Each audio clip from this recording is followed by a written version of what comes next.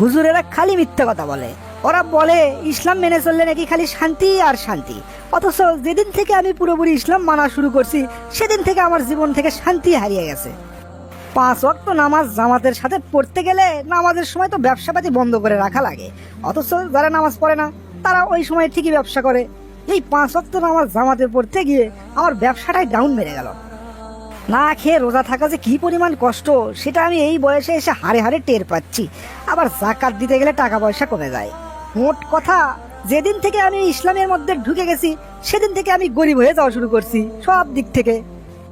যারা ঠিক মতো ইসলাম মেনে চলে না তাদের কোনো সমস্যা নাই, ওদের খালি শান্তি আর শান্তি। আর আমার মনের মধ্যে এত অশান্তি, আর ভালো লাগে না। মোকলেসের আবার কি হলো? মোকলেস এসব কি উল্টো পাল্টা বলতেছে? মাথাটা তা খারাপ হয়ে গেল নাকি? মোকলেস, ও মোকলেস, শোনো শোনো শোনো, এদিকে আসো। হাই হাই, মেয়র সাহেব আবার সব শুনলো নাকি? দাঁড়ান মেয়র সাহেব দাঁড়ান, আমি আসতেছি।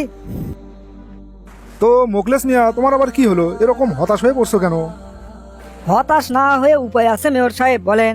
মৌলানাদের কথা শুনে যেদিন থেকে আমি পুরোপুরি ইসলাম মানা শুরু করছি সেদিন থেকেই আমার পতন শুরু হয়ে গেছে। ব্যবসার অবস্থা এখন চরম খারাপ, অর্থনৈতিক অবস্থা আমার খারাপ হতে হতে এখন প্রায় শূন্যের কোঠায়। বিপদ আমার পিছে ছাড়তেছে না। এইভাবে কি চলা যায় বলেন? আগে তো বেশ ভালোই ছিলাম। বুঝতে পেরেছি মোকলেস মিয়া, তোমার সমস্যাটা আমি ধরতে পেরেছি। আচ্ছা মোকলেস মিয়া, তুমি আমার একটা প্রশ্নের উত্তর দাও তো দেখি। আবার প্রশ্নের উত্তর দেওয়া লাগবে? কি প্রশ্ন করুন। মোকলেস, আজকে তো আবহাওয়া খুব গরম, রোদ উঠেছে একেবারে কাঠ ফাটা। তোমাকে যদি বলি এই রোদের মধ্যে একটানা 5 ঘন্টা তোমার এক জায়গায় দাঁড়িয়ে থাকতে হবে, তাহলে কি তুমি পারবা?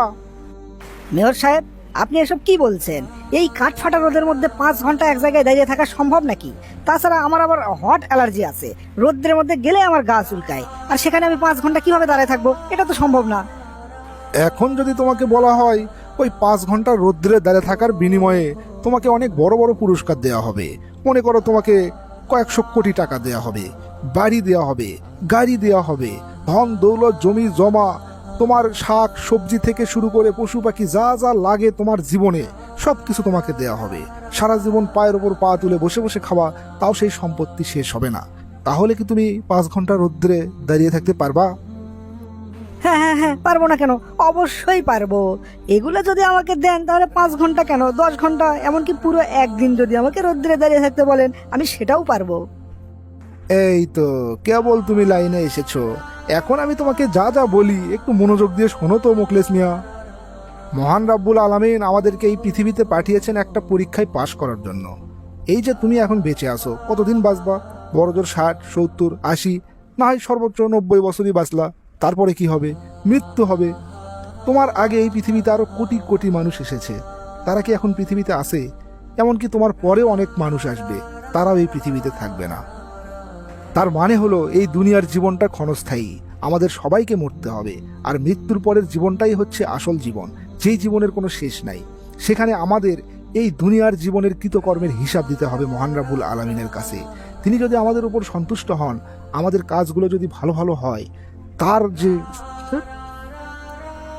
আর আমরা যদি এই দুনিয়ায় তার অবাধ্য হয়ে চলি, তিনি যে পথে চলতে বলেছেন আমরা যদি তার উল্টো পথে চলি, মৃত্যুর পরে তিনি আমাদেরকে স্থান দেবেন জাহান্নামে। সেখানেও কোনো মৃত্যু হবে না, চিরজীবন সেখানে কষ্ট আর কষ্ট। এই কথাগুলো তো আগেও শুনেছি, কিন্তু আজকে কেন জানি অন্যরকম লাগতেছে। তাহলে মোকলেস মিয়া, এখন তুমিই বলো, মৃত্যুর পরের ওই অনন্তকাল জীবনের তুলনায় আমাদের এই পৃথিবীর জীবনকাল কত ক্ষুদ্র না? ঠিক যেরকম তোমাকে কিছুক্ষণ আগেই বললাম, 60, 70, 80, 90 বছর তোমাকে সুখে রাখা হবে। মাত্র 5 ঘন্টা যদি তুমি রোদ্রে কষ্ট করে দাঁড়ায় থাকতে পারো, এই 5 ঘন্টা সময়টাই হচ্ছে আমাদের এই পৃথিবীর জীবনকালের মতো। তুমি 5 ঘন্টা রোদ্রে কষ্ট করে দাঁড়ায় থাকতে পারবা এই পৃথিবীতে বাকি জীবন সুখে থাকার জন্য। তাহলে 60, 70 বা 80, 90 বছর কেন তুমি কষ্ট করতে পারবা না মৃত্যুর পরের অনন্তকাল সুখে থাকার জন্য? তাছাড়া মহান রাব্বুল আলামিন কোথাও বলেননি তার দেখানো পথ অনুযায়ী চললে তোমার জীবন সহজ হয়ে যাবে। তিনি কোনোদিনই কারোর সাথে ওয়াদা করেননি তার দেখানো পথে চললে তোমার জীবন উন্নত হয়ে যাবে, তোমার জীবনে সব বড় বড় ঘটনা ঘটবে। দিছেন কোথাও এরকম ওয়াদা? শুনেছ কখনো?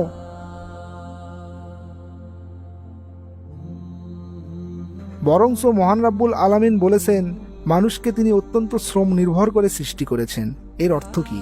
মানুষকে সবসময় কষ্টের মধ্যে দিয়ে যেতে হবে যদি তুমি পরবর্তীতে সুখ পেতে চাও। এই দুনিয়ায় আল্লাহর দেখানো রাস্তায় সবচেয়ে বেশি চলেছেন কারা? তারা আল্লাহর প্রেরিত পুরুষ, নবী এবং রাসূলগণ। হযরত ইব্রাহিম আলাইসাল্লাম, হযরত ইউসুফ আলাইসাল্লাম, হযরত ইউনুস আলাইসাল্লাম, হযরত ঈসা আলাইসাল্লাম, হযরত মুহাম্মদ সাল্লাল্লাহু আলাইহি সাল্লাম, আরও সব নবীগণ। তাদের চেয়ে বেশি আল্লাহকে কেউ মান্য করেছেন? তাহলে তাদের জীবন কি আলিশানে পরিপূর্ণ ছিল? না, বরঞ্চ উল্টোটাই ছিল।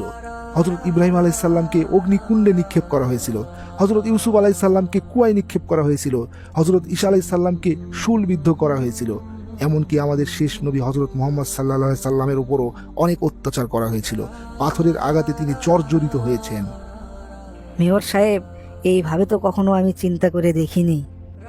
চিন্তা না করলে কেমনে হবে পাগল? এই দুনিয়াটা হচ্ছে মুমিনদের জন্য জেলখানা স্বরূপ। তার মানে তুমি যদি আল্লাহর বিধান সঠিকভাবে মেনে চলো, তুমি অনেক কষ্টেই থাকবা, তোমার শান্তি কমই হবে।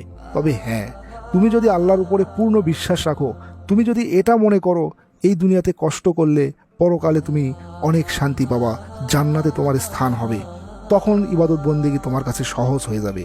তখন ওই কষ্টের মধ্যেও তুমি শান্তি খুঁজে পাবে, যেটা আল্লাহর মুমিন বান্দাগণ পেয়ে থাকেন। ঠিক আছে মেয়র সাহেব, ঠিক আছে।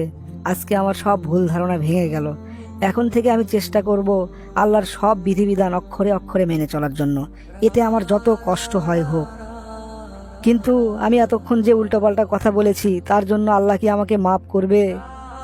কোনো বান্দা যদি ভুল করার পরে সেটা বুঝতে পারে, তারপর আল্লাহর কাছে তওবা করে, আল্লাহ অবশ্যই তাকে মাফ করে দেন। আচ্ছা মেয়র সাহেব, এখন তাহলে আমি আসি। আমার জন্য আপনি বেশি বেশি দোয়া করবেন, আল্লাহ যেন আমাকে মাফ করে দেন। হ্যাঁ মোখলেস মিয়া, তোমার জন্য অবশ্যই দোয়া থাকবে, আর মহান রাব্বুল আলামিন তোমাকে অবশ্যই মাফ করবেন।